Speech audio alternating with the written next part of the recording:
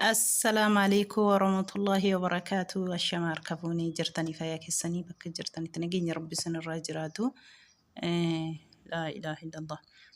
والله باقي تكو نما قد سيسا باقي نما لب نما نما جبسا.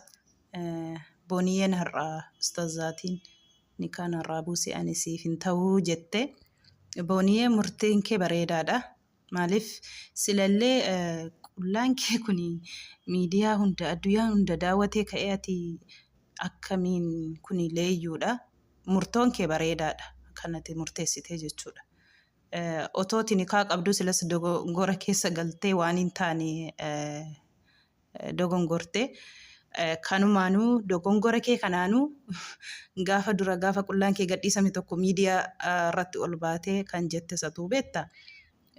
Otoo ustaazicha kanaaf kabajaa qabaatte liibii eddenni jiroo dhatte iski andi gize muuyit yaazu hissammaal jette bari. Jette kaateen jette ehee normaal no ehee addis nagaraa adelleem. Gaafa jette sana akkati ustaazicha kanaaf kabajaan qabne gaafa sana si baree jechuudha. Duraan dhugaa yoowwati hadiisa kana haasoftee himtu miidiyaarra namuma dhugaatti hojjetee ruunsisee amma immoo murtoon kee bareeda. Silallee dhugaa dubbachuu fi akkamiin walitti dabalamtanii jireenya akkamii waliin jiraattu kun hin danda'amu. Atillee beettee kun akka jireenya keessi hin taane murteeffattee bareedaadha murtoon kee. Wallahi namnu silayyuu dhiisii jedheera. Ustaazichillee jaalala siif qabanii miidiyaa irratti ba'u dhugumaadha. Jaalatanii dhabuuni kan jaalatetu beeka akkatti jaalate. Yoo jaalalli kun immoo wal qixan taane immoo rakkisaadha. Tokko yoo jaalate tokko yoo nama hin jaallanne rakkisaadha. Otoo sin kabajjee otoo ustaaza kana kabajjee otoo ustaaza kanaaf ati jaalala qabaatte waan hin taane hin daladduu jechuudha. Kanaafuu murtoon kee bareedaadha. Silallee ilmoo walitti dabalatee boru ilmoo keetitti qaanfata viidiyoon kee kun lafuma sii teessi. Murtoon kee bareedaadha. Otoo kabajaa qabaattetu kanan hojjettu waa akka namaa addisa tokko asirraa himtu garuu dhugaa namatti hojjete fakkaata. Rabbiin si haqaishu.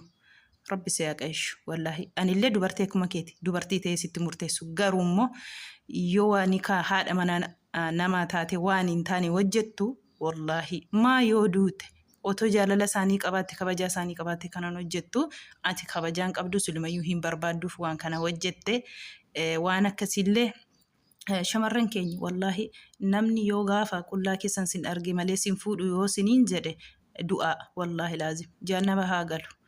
Wallahi haati keenya abbaan keenya dur ijayyuu waliin argine qullaa walii haa turuuti gizee wal fuudhani. Amma barri toshee tokonojiin guddatte jennaan halqii maraattee miidiyaatti an ishee mul'isaa ooltu kana miti. Of kabaja yoo sin of kabajan namni illee nama kabaja. Wallahi kabajaadha. Qaamni ofiis wamti ofiis kabajaadha wanta ta'eefi of kabajaa. Akkas nuti adeemu abbaa arge durii abbaa arge qaama keessan fuuldura dhaabbattee yoo sin argite malee yoo sin hin fuune haa fuuni.